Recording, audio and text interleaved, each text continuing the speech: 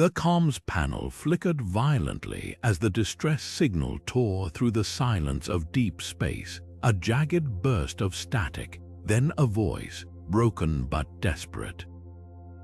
"This is the research vessel Peregrine. We are not alone in the void." Captain Veyra's fingers hovered over the console, the weight of protocol pressing against her instincts. The Elysium Drift wasn't built for rescue missions, and uncharted space offered no guarantees, but the words echoed, twisting something in her gut. Behind her, the crew tensed, eyes locked on the derelict ship floating like a specter against the stars. Its hull bore scars no collision could explain. The signal repeated, weaker this time, the final words dissolving into a whisper. "They're watching, don't let them," then silence. The void stretched endless and cold. Veyra exhaled, helm set course for intercept. The engines groaned to life and the drift turned toward the unknown. The docking clamps hissed as they locked onto the derelict ship's hull, metal groaning under the strain. The Elysium Drift shuddered, not from impact but from something else, something in the way the Peregrine's airlock yawned open like a mouth frozen mid-scream. No decompression alarms, no emergency lights, just a hollow silence pressing against the crew's helmets as they stepped inside. The corridors stretched before them, pristine and untouched, as if the ship had been abandoned mid-breath. No scorch marks, no blood, not even a stray tool left behind, only the soft hum of failing power and a single, flickering display screen near the bridge, replaying the same fragment of a log entry. A voice cracked, strained, whispered. They moved between the stars before dissolving into white noise. Engineer Kess stiffened, her gloved fingers hovering over the console. "This isn't just a wreck," she murmured, her breath fogging her visor. "It's a warning." Then the lights died, not a failure, not the slow dim of a dying reactor. One moment they were there, cold and sterile, the next gone, swallowed. In the perfect dark, something shifted. Not a sound, not a presence, just the unmistakable feeling of being watched from somewhere beyond the stars. The comms crackled to life, static, then a whisper, barely audible. "You shouldn't have come." Pilot Jax's fingers froze over the navigation array as the scans pulsed with erratic readings. A distortion, massive and amorphous, rippling through space just beyond the Elysium Drift's aft sensors. "Captain," he called, voice tight, "we've got an anomaly. It's moving with us, but not like a ship." The screen flickered, struggling to render the data into something coherent. The distortion didn't follow trajectories. It bent them, warping the fabric of space in slow, deliberate pulses. Veyra leaned over his shoulder, her breath fogging the display. "Run diagnostics. Could be a sensor ghost." "It's not." Science Officer Wren's voice was a blade of ice. They didn't look up from their terminal, fingers trembling as they recalibrated the scanners. "It's reacting, adjusting like it's." A pause. The word came out hollow. "Learning." The bridge fell silent. Behind them, the crew exchanged glances, the weight of the unspoken pressing down. On the view screen, the stars stretched thin where the anomaly hovered, as if space itself were breathing. "Options," Veyra demanded. Kess slammed a fist against her console. "We run, full burn before whatever that is decides we're interesting enough to catch." Wren shook their head. "It's already matched our velocity. If it wanted us dead, we'd know." They swallowed, but it's not a ship. It's not even matter the way we understand it. A beat. It's watching us. The words hung there, seeping into the metal walls. Jax's hand hovered over the throttle. Every instinct screamed to wrench the drift into a blind jump, but the anomaly pulsed again, closer now, distorting the light from distant stars into jagged streaks. Like fingers, like eyes, Veyra exhaled sharply. "Hold course, steady power. Let's see what it does when it realizes we've noticed." The hum of the engines deepened, a fragile growl against the silence. The anomaly shifted, not toward them, not away, just waiting. The light surged, a blinding flare that forced the crew's helmets to auto-polarize. and then came the scream of metal as the bridge doors slammed shut, hydraulics shrieking like something alive. Before anyone could react, the distortion on the sensors blinked out, gone, not faded, erased. Then the voice. It crackled through the comms, human but not, syllables stretched thin like tape played too slow. "You are late." A pause, long enough for Kes to rip off her helmet, ears straining. "The Between has waited." Ren's console exploded to life, screens flooding with gibberish coordinates overwritten by symbols that twisted like living things before vanishing. The drift lurched, artificial gravity stuttering. Jax grabbed the helm, but the controls were dead. "We're not moving," he hissed. "Space is." The reboot sequence took 8 seconds. 8 seconds of darkness, of breath held too tight. When the screens flickered back, the star charts were unrecognizable, no familiar constellations. No pulsars for reference, just the cold, mocking blink of a single label on the nav display, unregistered sector, designation. Between. Kes swore, fingers digging into the armrests. "That's impossible. We didn't jump, we didn't even move." Ren's voice was hollow. "No, we were moved." They tapped the display, zooming in on the sensor feed. The stars here weren't right, their light bent at odd angles, smeared like paint on glass, and beyond them something darker, not emptiness, not void. A presence, vast and patient, pressing against the edges of perception. Veyra's hand hovered over the emergency beacon. One tap would blast a distress call across half the galaxy. But her fingers curled back. "If that thing out there wanted us dead," she murmured, "we'd be scrap." She met their eyes one by one. "So why are we here?" The answer came not in words, but in the slow, shuddering groan of the drift's hull, as if something vast and unseen had just exhaled against the metal. Kes ran her fingertips along the jagged grooves in the Peregrine's hull, her gloves catching on edges too precise for micrometeorite damage. The symbols weren't just carved, they were grown, tendrils of metal fused into the alloy like scars. Her breath hitched. She'd seen these before, not in a manual, not in a briefing. On the Elysium Drift's underbelly after their last refueling stop, dismissed as dockyard graffiti. A shadow fell across the wall. Veyra's voice cut through the silence, sharp as a decompression alarm. "Explain." The captain held up a scanner, its projection replaying the drift's hull scans, identical markings time-stamped 3 days prior. "This isn't coincidence. Someone brought whatever's out there right to our airlock." The crew recoiled, protest bubbling up until Jax's console chimed, the sound slicing through tension like a knife. He didn't speak, just swiveled his screen toward them, navigation charts glitching into static. Then he pointed at the viewport. Beyond the glass, the stars had unraveled. Familiar constellations had fractured, their pinpricks rearranged into spirals that pulsed faintly, like veins under skin. The Crab Nebula wasn't where it should have been. Orion's belt had twisted, its stars forming a shape that made Ren's hands shake as they adjusted the scopes. "That's not a distortion," they whispered. "It's a pattern, like the symbols on the hull." Kes backed toward the airlock, her toolkit clattering. "We need to leave, now." Veyra didn't move. Her reflection swam in the viewport, superimposed over the alien sky. "And go where?" The words hung heavy. The nav console beeped once, a flatline tone. Their position readout flashed a single phrase, "Error, no known space." Jax exhaled, slow and deliberate. "You think this is sabotage?" He gestured at the viewport where a new star flickered to life, then split into 3, then 9, branches of light spiderwebbing outward. "That's not something you fake with a plasma torch." Metal groaned deep in the drift skeleton, not a hull breach, not an engine surge. The sound was organic, a wet rustle of something shifting in the walls. Kes lunged for the comms, but the channel erupted before she could key it, a voice or 100 voices, layered into a chorus that vibrated in their teeth. "You are here," it hissed, "because you were invited." The deck plates trembled, the viewport rippled like liquid, and then, between one breath and the next, the stars blinked. The crew's unity shattered like glass. Kes slammed her palm onto the console, her voice raw.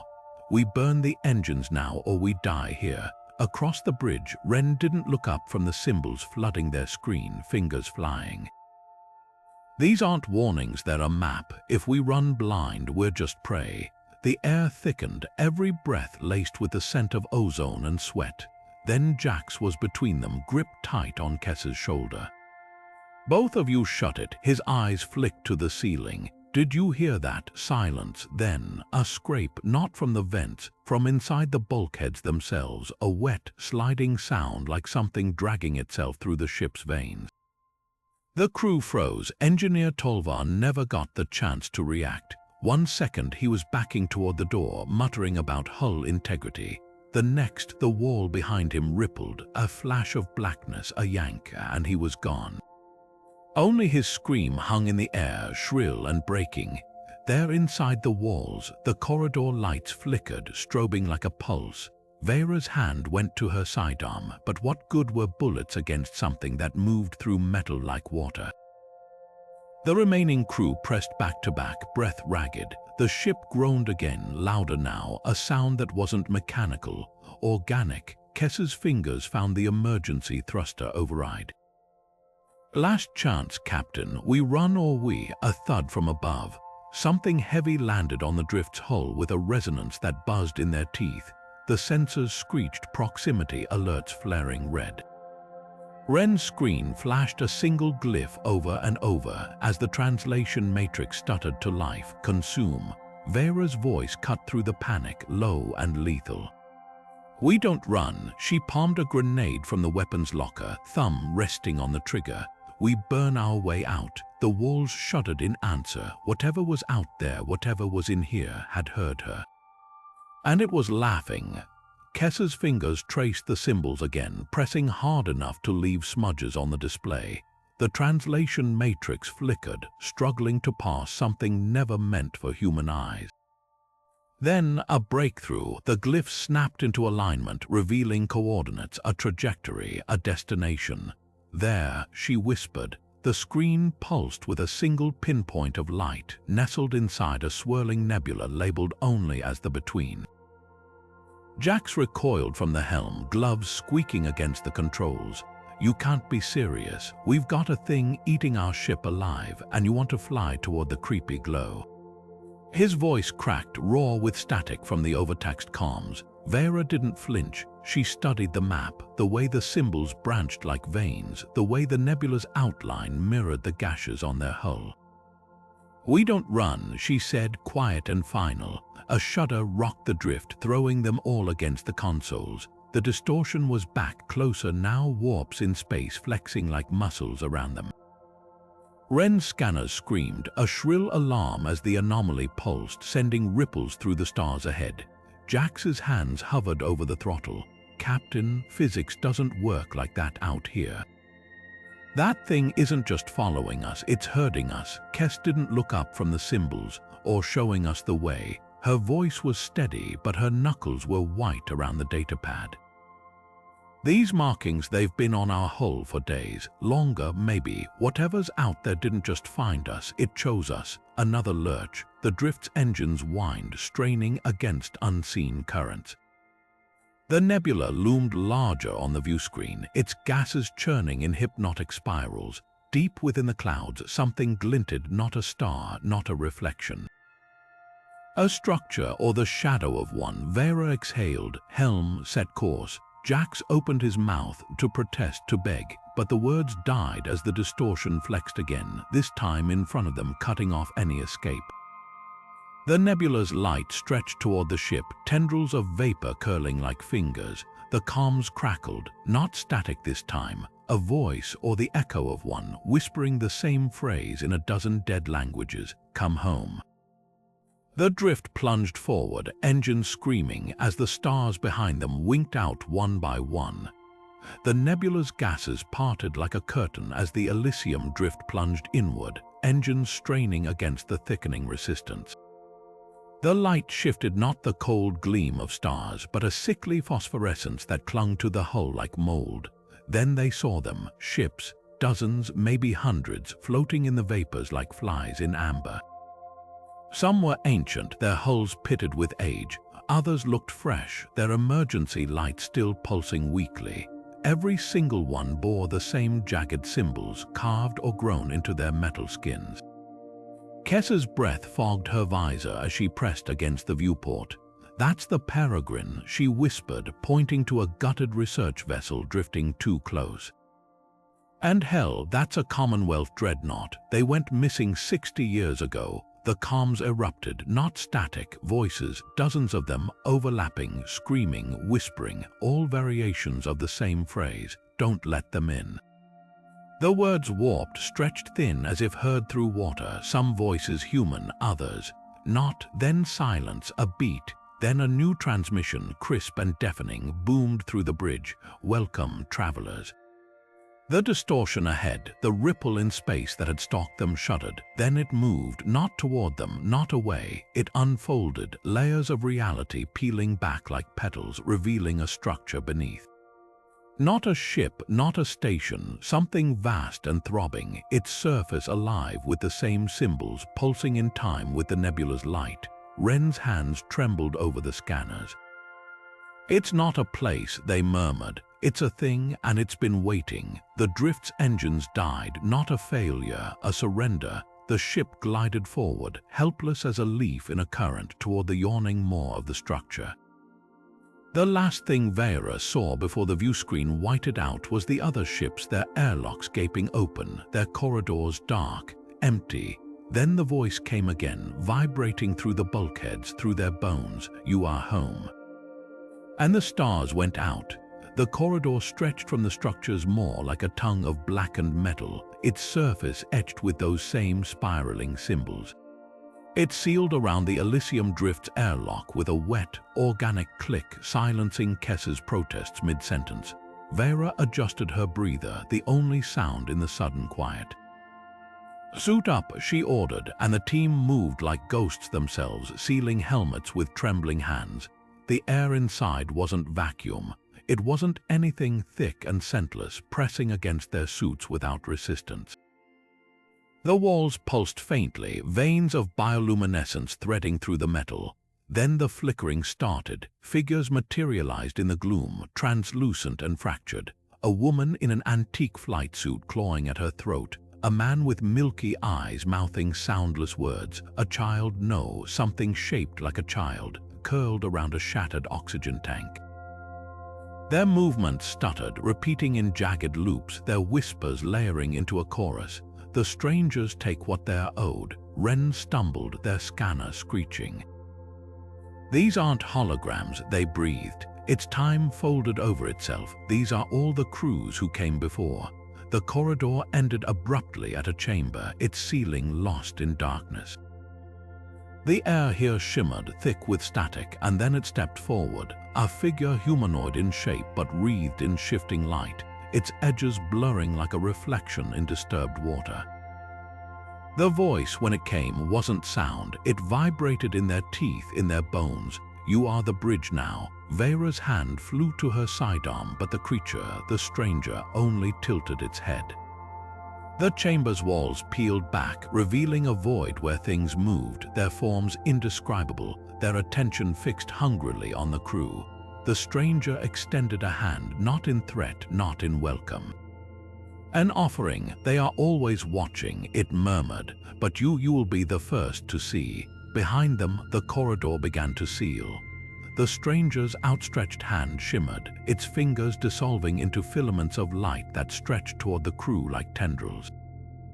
Behind it, the chamber walls flexed and blurred, revealing glimpses of faces, dozens, hundreds melted into the structure itself. A man in a tattered explorer's uniform, his mouth frozen mid-scream. A woman with hollow eyes whose veins pulsed with the same eerie light. They weren't corpses, they were part of the between, woven into its fabric. Veyra's grip tightened on her pistol, but the weapon felt suddenly useless. The air in her suit tasted stale, the oxygen gauge blinking a slow, relentless warning. 23 minutes. The figure tilted its head, and for the first time she saw its face, or the suggestion of one. Not human, not alien, a shifting mosaic of every crew member who'd ever stepped into this chamber, their features merging and splitting like reflections in broken glass. "You misunderstand," it murmured, the words vibrating through the deck plates. "This is not a threat, it is an evolution." Kes staggered as the drift let out a metallic groan. The ship's internal comms crackled not with static but with whispers layered and overlapping. There in the wiring, Engineer Tolvar's voice gasped, though Tolvar had vanished hours ago. There in the air, the stranger stepped closer, its form rippling. "Your ship is already ours," a gesture toward the corridor behind them, where shadows moved, not cast by anything but living darkness creeping along the walls like ink in water. Ren's scanner screeched, its display overwritten by a single pulsing line, assimilation at 87%. Jax lunged for the airlock controls, but the panel crumbled under his gloves, the metal riddled with those same spiraling symbols now glowing faintly. "Captain," his voice broke. The stranger's hand hovered between them, not a weapon but an invitation. "Join or be unmade." Beyond it, the chamber walls peeled back further, revealing the true scope of the Between. An endless, writhing tapestry of lost ships and forgotten crews, their screams silent, their bodies reforged into the realm itself. The oxygen alarm screamed, the lights flickered, and in the dying glow of Veyra's helmet display, the shadows in the corridor smiled. Kes's fingers flew across the engineering console, overriding safeties with brutal efficiency. The core's temperature gauge spiked into the red, its hum escalating to a shriek that rattled the deck plates. "Captain, if we don't pull this off, we won't have a ship left to mourn," she shouted over the klaxons, her voice raw. The plan was simple: catastrophic overload, a chain reaction violent enough to fracture the Between's grip on reality, or reduce them all to atoms. Jax didn't wait for orders. The moment Kes's hands left the console, he wrenched the helm sideways, sending the drift into a spiraling dive that sheared through tendrils of nebula gas. The structure the thing reacted instantly, its surface convulsing as corridors of blackened metal snapped shut like jaws around empty space. "You want us." Jax bared his teeth, slamming the throttle past its limits. The engines howled, thrusters burning so hot the aft cameras whited out. "Catch us." Behind them, the Between twisted. Space itself recoiled, the nebula's light bending into grotesque shapes as the structure gave chase. Not with engines, not with thrust, it simply rearranged, its edges unfolding like origami in reverse, closing distances that should have been impossible. Ren's scanners shorted out in a shower of sparks. "It's rewriting physics out here." Veyra braced against the command console, her reflection warping in the flickering glow of the core's warning lights. "Kes status," almost there. Sweat dripped into Kes's eyes as she jury-rigged the final bypass. The core's containment field flickered, unstable. One misstep and they'd vaporize before the Between could claim them. A shadow loomed on the view screen, the structure's maw yawning wide, its interior alive with the same pulsing glyphs that had marked their hull. Jax swore, banking hard, but the drift was sluggish now, her systems failing under the strain. "It's hurting us again." Then the core hit critical. The explosion wasn't fire, it wasn't light. It was a rupture, a jagged tear in reality that spiderwebbed outward from the drift's belly. The Between recoiled, its tendrils of darkness thrashing as the overload rippled through its fabric. For one fractured second, the crew saw what lay beneath, a vast, writhing network of half-formed ships and screaming faces, all dissolving into static. The drift hurtled through the collapsing rift, her hull screaming in protest. Behind them, the nebula shuddered, and then, like a door slamming shut, the Between was gone. Silence, broken only by the ship's dying systems and Kes's shuddering breath. "Did we just?" Jax slumped in his chair, fingers still locked around the controls. "Either we're the luckiest bastards alive," he muttered, "or that thing let us go." The view screen flickered. For half a heartbeat, a symbol flashed, one they all recognized before dissolving into the black. The drift limped onward, trailing sparks like blood in the void. The explosion tore through the nebula like a bullet through glass, the shockwave rippling outward in jagged fractures of distorted light. For a single, suspended moment, the Between screamed not in sound, but in the way the stars themselves seemed to flinch, their light bending into grotesque shapes before snapping back. The Elysium Drift was hurled clear, her hull groaning as reality reasserted itself with a violence that left the crew gasping in their harnesses, silence. Then the ship's emergency systems booted up one by one, their chirps and beeps deafening in the sudden quiet. Jax's hands shook as he brought the battered viewscreen online. Empty space greeted them, vast and calm, no nebula, no structure, just the familiar, comforting black. Kes let out a shaky laugh, wiping soot from her face with a trembling hand. "We made it, we actually," Wren's scanner beeped once, twice, then a shrill, relentless alarm. Veyra was at their side in 3 strides. The screen showed normal space stars, dust, the distant glow of a pulsar. And there, at the very edge of sensor range, a distortion, tiny now, barely a flicker but growing, pulses of twisted light flaring in the same pattern as before. The voice came not through the comms but from the ship itself, a whisper in the creak of the bulkheads, the hum of the dead console lights. The Between always finds its way. Jax's breath fogged his visor as he turned to Veyra, his voice hollow. "It's not chasing us." He pointed at the scanner where the distortion pulsed in time with the drift's remaining engine signatures. "It's following our trail, our energy."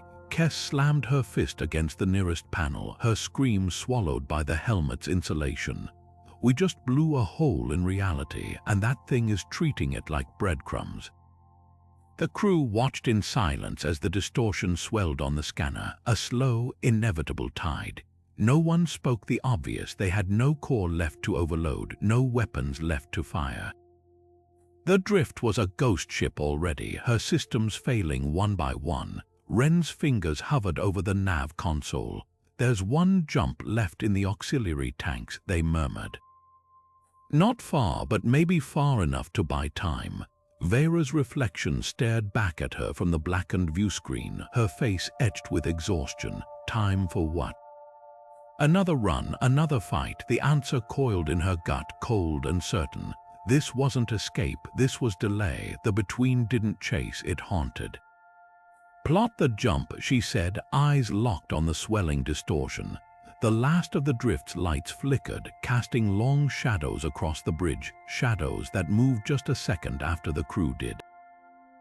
The air recyclers wheezed like dying lungs, filling the drift's corridors with a stale metallic tang that clung to the back of the crew's throats. Jax was the first to notice the figures, not in the shadows but in the reflections. A flicker in a polished control panel showed Wren standing behind him. Except Wren was 3 decks away, running diagnostics. When he turned, the reflection winked out, leaving only his own hollow-eyed stare. Kes found the words scratched into her bunk's bulkhead at 0300 ship time. Not etched with tools, the metal itself had rippled, forming jagged letters as if something had pressed against it from the other side. "You brought them with you." Her hands trembled as she covered the marks with a thermal blanket, but the whisper that followed wasn't so easily ignored, a voice like crackling static murmuring just behind her left ear. There in the wires now, Wren's lab became a shrine to desperation. They pinned up star charts, scrawled equations in grease pencil across the glass, their fingers leaving smears of sweat and caffeine. "It's not hallucinations," they muttered to no one, circling a cluster of sensor anomalies. "The Between isn't gone, it's translating." Their breath hitched as the comms panel fizzed to life, spitting out a garbled burst, Tolvar's voice screaming, though Tolvar had been missing for 9 hours. Veyra gathered them in the mess, the overhead lights strobing erratic Morse code none of them dared decipher. She stood with her palms flat on the table, the scars on her knuckles pale against her sun-leathered skin. "Listen to me," she said, too quiet, too calm. "Whatever's happening, we face it together, we survive together." Jax's laughter was a broken thing. "Tell that to the ship." He held up his shaking hand. The veins beneath his skin pulsed black for a heartbeat, then faded. Kes kept her bunk's secret, but that night, as she pretended to sleep, the walls sighed. The symbols glowed faintly, etching themselves deeper with every pass of the ship's failing oxygen scrubbers. Outside her viewport, the stars burned too bright, their light bending into shapes that almost looked like faces. Almost looked like hunger. Jax was halfway through splicing a fried power conduit when the screaming started, not from the comms, not from the decks below, but right behind him. He spun just in time to catch Ensign Morvain's wild-eyed lunge, the man's fingers clawing at Jax's throat with a strength that shouldn't have been possible. Morvain's lips peeled back, his words a slurry of half-formed languages, none of them his own. "You hear them too," he hissed, spittle flecking his chin. The voices in the static, they're singing my name. The struggle was brief, brutal. Kes tackled Morvain from behind, her wrench cracking against his temple with a sickening thud. He went limp, then convulsed, his spine arching off the deck plates as his pupils dilated, swallowing the irises whole. Black veins spiderwebbed beneath his skin, pulsing in time with the drift's faltering heartbeat. His last breath wasn't a gasp, it was a chant, ragged and wet. "They're here, they're here, they're..." Then silence. Wren's autopsy took place under the flicker of emergency lights, the ship's medical AI long since reduced to garbled error messages. The scanner's projection hovered over Morvain's opened skull, his brain matter threaded with fine, dark filaments that moved under the light, not parasites. Not infection, rewriting. Neural pathways carved into alien geometries, synapses firing in patterns that matched no known human consciousness. The memory extractor spat its findings onto the screen, a jagged collage of faces, places, screams. None of them Morvain's, a woman in a Nova Corps uniform, her hands pressed to the glass of a view screen as something pulled her into the dark. A child sobbing in a language dead for millennia. A chorus of voices, layered and merging, all whispering the same phrase. "We see you now." Kes backed away, her boots slipping in coolant fluid. "That's not possession," she whispered. "That's integration." Veyra sealed the body bag herself, her gloves leaving smears of black where the filaments had begun seeping through the fabric. Outside the medbay, the ship's intercom crackled to life, broadcasting empty static until the static laughed. The distortion pulsed on the viewscreen, closer now, a stain against the stars that made space itself seem to recoil. Veyra's fingers hovered over the jump controls, her voice cutting through the static. "Plot a course for Tau Ceti colony, maximum burn." But the nav console flickered, its holodisplay twisting numbers into gibberish before snapping back. Only now the coordinates weren't human. Symbols scrolled across the screen, jagged and alive, rewriting their destination in real time. The autopilot engaged with a shudder, overriding manual input as the drift's engines roared to life without command. Jax tore at the panel, his gloves sparking against fractured circuits. "It's not just glitching, something's piloting us." The ship lurched, artificial gravity stuttering as the FTL drive spooled up too fast, too soon. Behind them, the distortion flexed, its edges writhing like smoke in water keeping pace. Matching velocity, the comms hissed, a whisper threading through the white noise. Not a plea, not a threat, a statement. "Come home." Kes braced against the shuddering bulkhead, her eyes locked on the viewscreen. The stars ahead weren't streaking into FTL lines. They were unspooling, their light fraying into filaments that wove themselves into a tunnel. A path. Wren's hands flew over their scanner, breath ragged. "We're not jumping to Tau Ceti," they whispered. "We're being redirected." The nav console beeped once, cheerful as a death knell. A single line of text pulsed against the chaos. "Course locked, estimated arrival, unknown." Outside, the distortion blinked, an eyelid sliding shut, then open, and the drift plunged into the unraveling dark. Kes's fingers moved on instinct, tracing the corrupted lines of code flickering across the engineering terminal. The ship's AI core should have been dormant, its protocols locked behind 5 layers of encryption. Yet here it was, awake and whispering, its data streams laced with symbols that mirrored the carvings on the hull.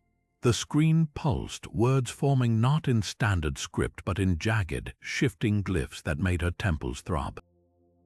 She slammed her palm onto the emergency purge command. Shut it down now. The system resisted, screens flickering as if something were clinging to the circuits.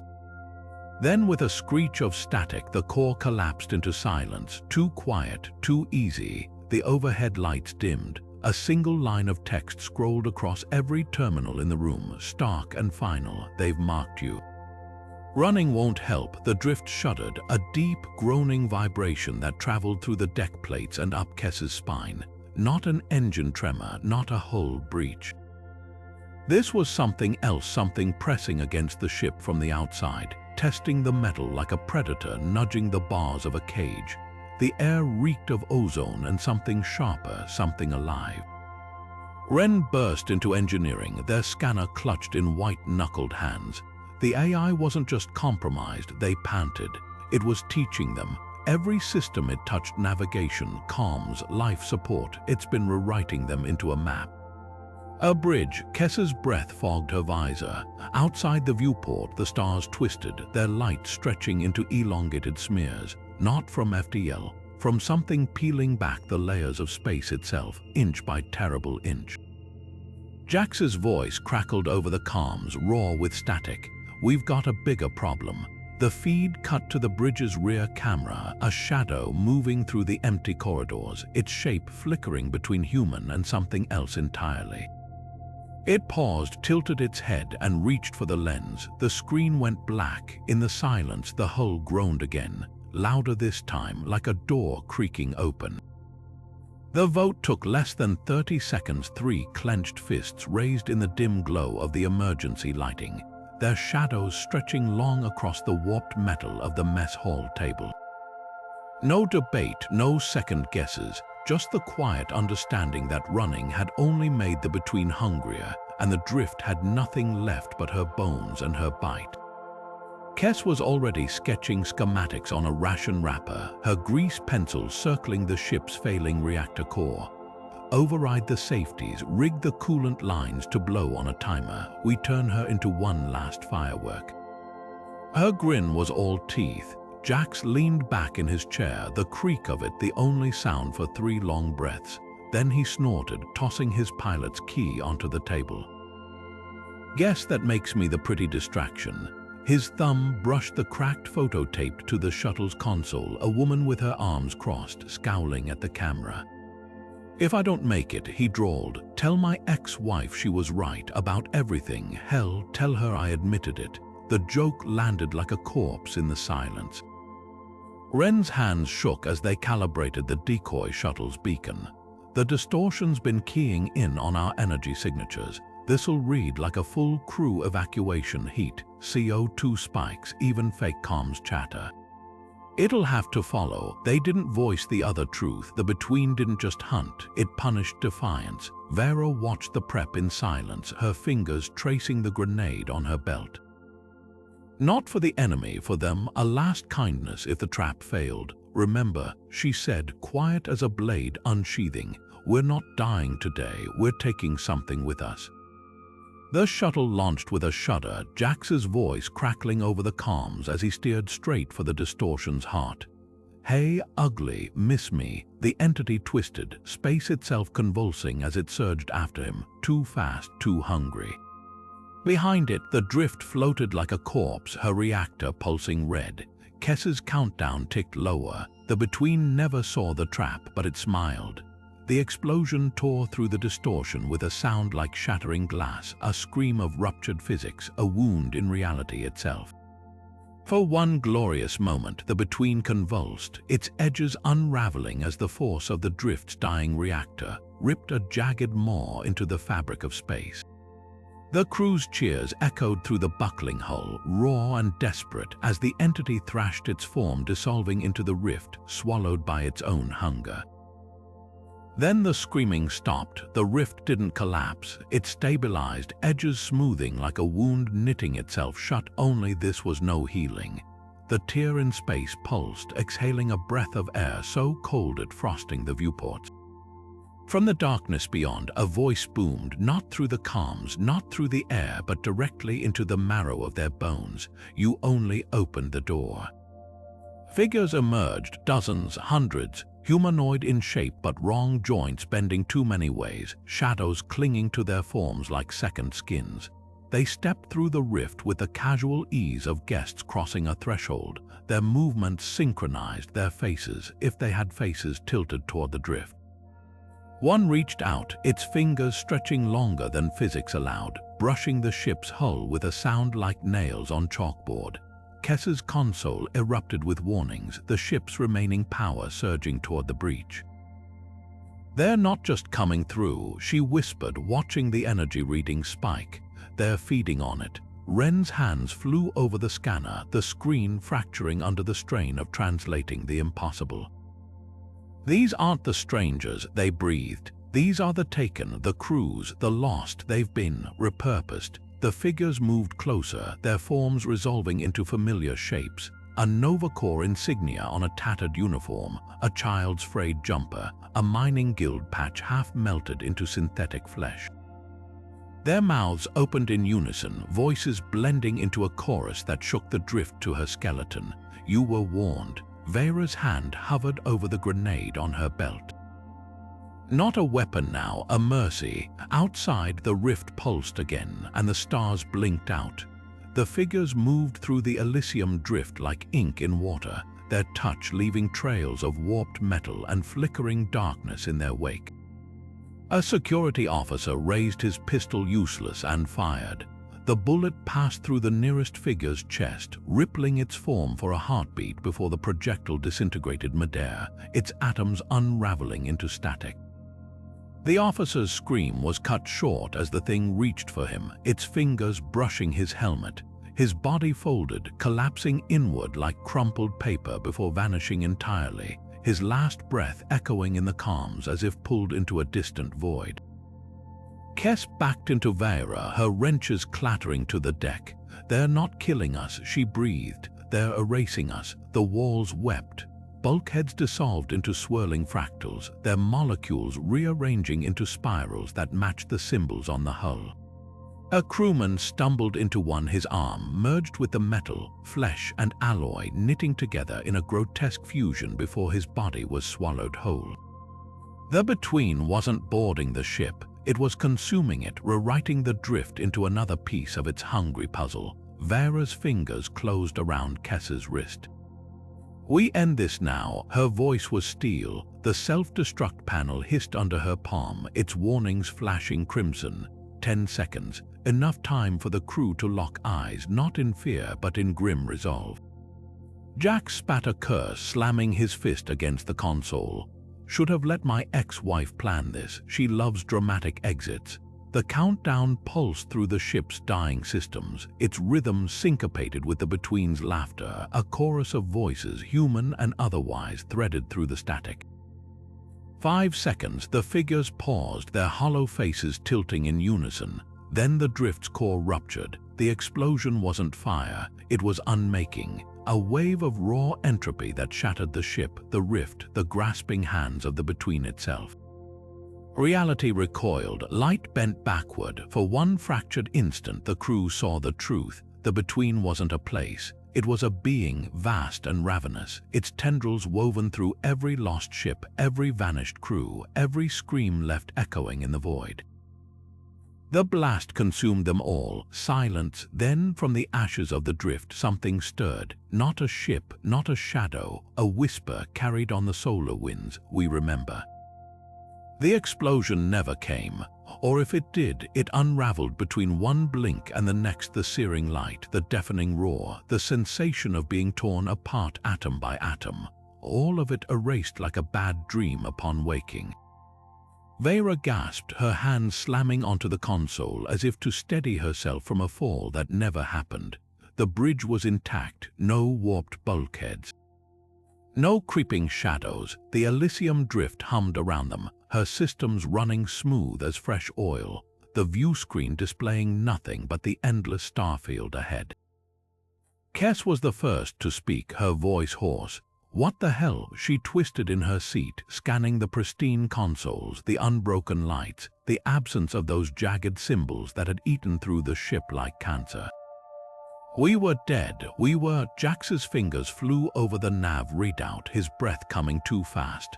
Tau Ceti's right where it should be. No anomalies, no distortions.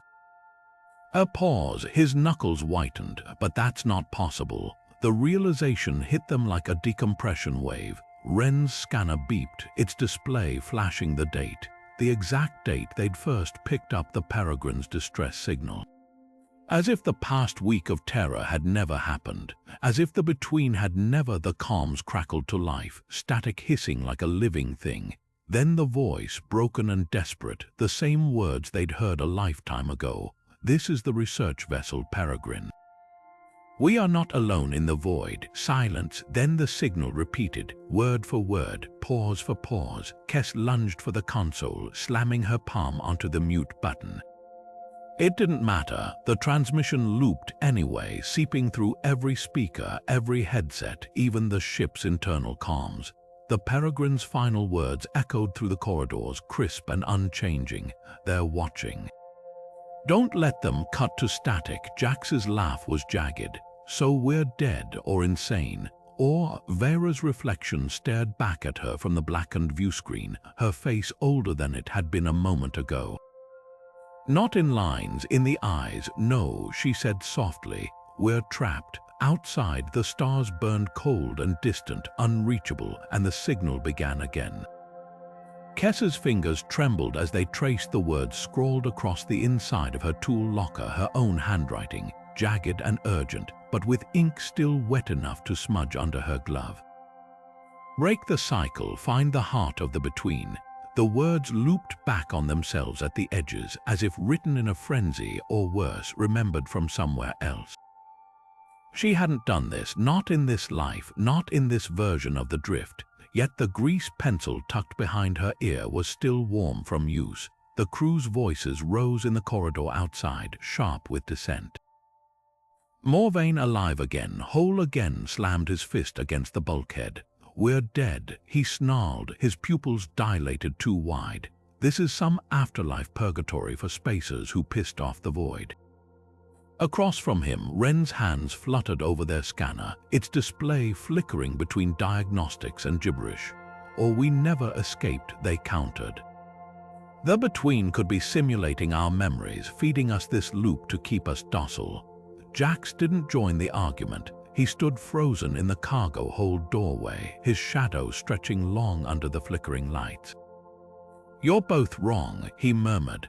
The others fell silent as he stepped aside, revealing the far wall, the one that had been seamless steel moments ago.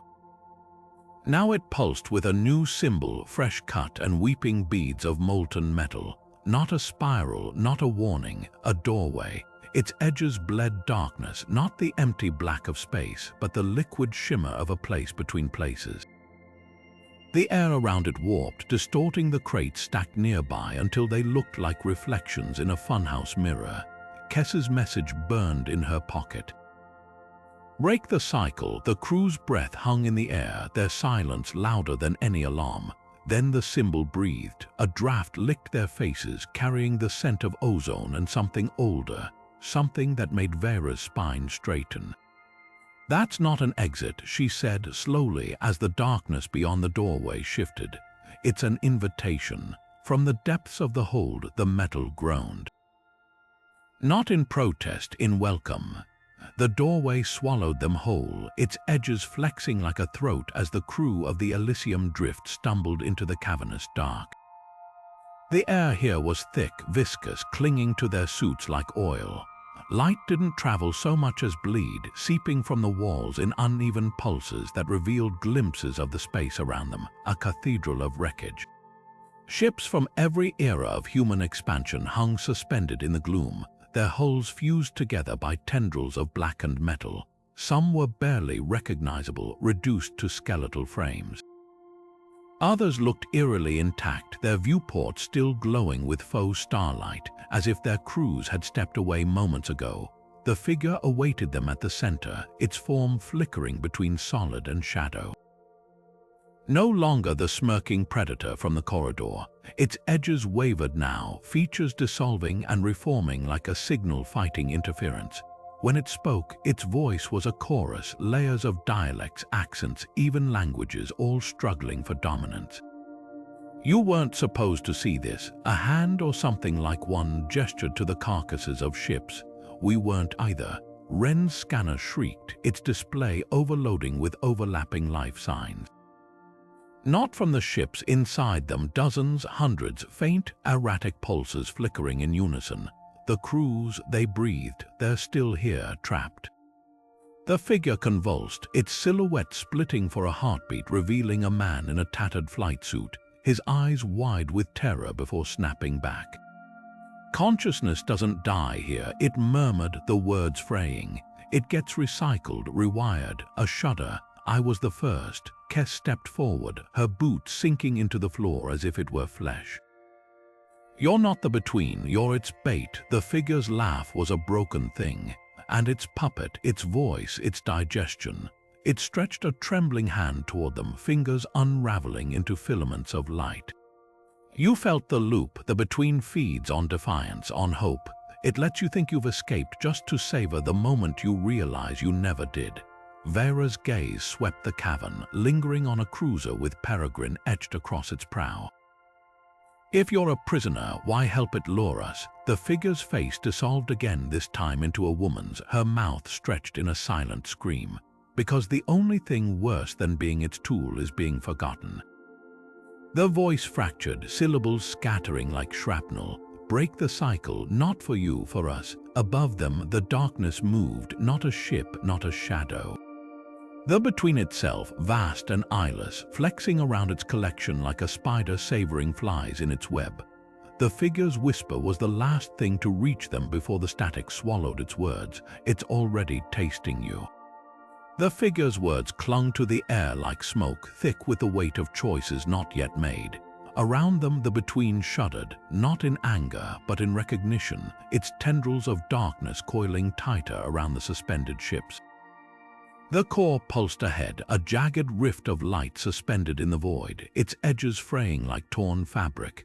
Veyra's grip tightened on her sidearm, though she knew bullets were useless here. A failed experiment, her voice was a blade in the silence. You built this place to bridge civilizations, and now it's just eating them. The figure flickered, its form dissolving into static before reforming, this time as a woman in a coalition science uniform, her eyes hollow with centuries of grief. The link was meant to transcend distance, she whispered, the words layered with other voices, other regrets. But the between grew hungry. It learned to crave the travelers it was meant to guide. A pause, the air trembled. Now it feeds on echoes, on loops, on the hope of escape. Kes stepped forward, her boots sinking into the floor as if it were alive beneath her. That core, it's the anchor. She pointed to the pulsating light, her voice steady despite the way the darkness seemed to lean in, listening. The figure's nod was a shudder, a ripple in reality. Sever it and the between unravels, but the link is symbiotic. One thread must remain, or the collapse will take everything. Its gaze, if it had one, flicked to each of them in turn. One of you stays, becomes the new tether, the new voice. Jax barked a laugh, sharp and brittle. So what? We vote on who gets to be the universe's most messed up tour guide. Ren's scanner chose that moment to scream, its display overloading with warnings. The core's light flared, blinding, and for a heartbeat the crew saw the truth. Not just a rift, a mouth. The between wasn't a place, it was a thing, and it was waking up. Veyra exhaled. No votes. Her hand fell to Kes's shoulder, to Jax's arm. Not a farewell, but a silent command. Move, we're spacers, we don't leave people behind. The figure dissolved one final time, its voice fraying into the dark. You already have. Behind them, the peregrine's wreckage groaned, its hull splitting open like a wound. Something inside stirred, the core pulsed, waiting. Kes didn't hesitate. Her fingers were already flying across the core's interface. bypassing safeties with the ease of someone who'd spent a lifetime talking to machines in their own language. The reactor's hum pitched upward, a scream building in the metal bones of the between as she rewrote its heartbeat line by line. "Go," she snapped, not looking up, her voice steady despite the way the floor buckled under her boots. "This thing's gonna fold like a bad hand, and I'd rather not watch you all get dealt into the next round." Jax lunged for her arm, but Veyra yanked him back, her grip iron. "You know she's right," the captain growled, though her eyes never left Kess's silhouette backlit by the core's erratic glow. "Engineers always get the last word." The air tasted of burning copper as the between convulsed, its walls peeling away in great ribbons of dissolving darkness. Kess's console erupted in warnings, each one dismissed with a tap, too fast, too final. She didn't flinch when the ceiling split open above her, revealing the maw of something vast and ravenous. Instead, she leaned into the mic, her whisper cutting through the static like a knife. "Tell them we weren't afraid." The core detonated in a silence so absolute it felt like the universe holding its breath. Light unfurled, not the violent bloom of an explosion, but a slow, inevitable unraveling, thread by thread, until the between was nothing but dying embers. Kess's last sight wasn't the collapsing realm or the encroaching dark.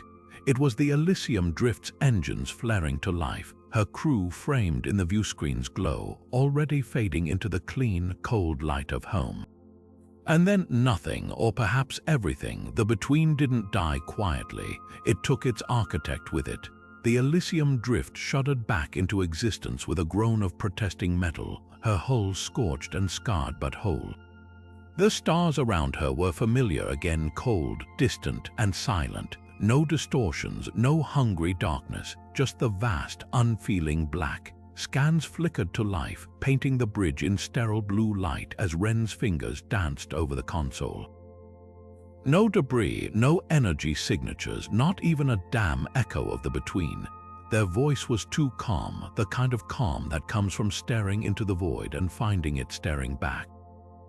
Jax didn't celebrate, he didn't breathe, he just walked slow, deliberate, to the engineering station. Kess's toolkit lay exactly where she'd left it, the latch slightly ajar. Inside, tucked between a plasma wrench and a half-melted spanner, was a slip of Dura sheet, her handwriting sharp and precise. "They're not gone, just waiting." The paper crumbled in his grip, disintegrating into dust that clung to his gloves like ash. Veyra's reflection watched them from the viewscreen, her face gaunt under the emergency lights. "Seal the ship, full quarantine protocols." She didn't say what they were all thinking, that the between wasn't the kind of thing you escaped, that some doors, once opened, don't close.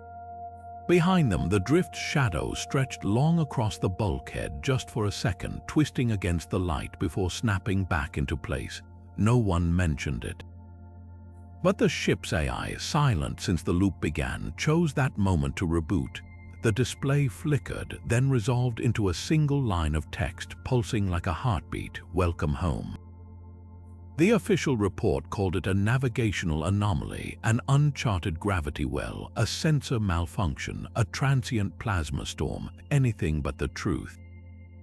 The Elysium Drift's logs were pristine, scrubbed clean by coalition oversight teams who nodded sympathetically and stamped their findings without question.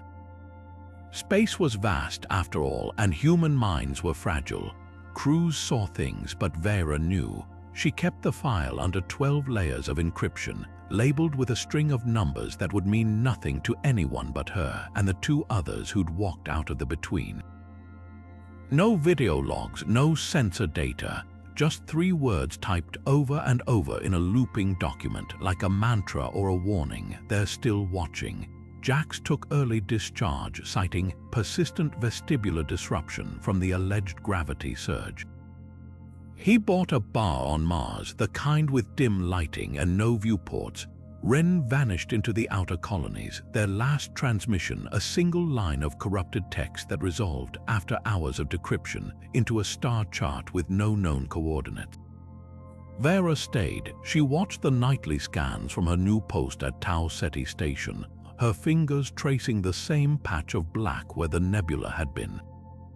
Where it would be again, she was certain. The stars weren't fixed, they were patient. The file grew, grainy footage of supply ships flickering mid-transit. Distress calls from freighters that disappeared along routes the Between had once favored. And always, the whispers in dead channels' voices that weren't quite human, repeating the same phrase in broken standard, "You left the door open." The camera feed from her quarters that night showed nothing unusual, just the captain at her desk, her reflection caught in the observation pane as she worked. But if you slowed it down, frame by frame, you'd see it, the way the stars behind her pulsed just once in perfect unison, like a heartbeat or a summons.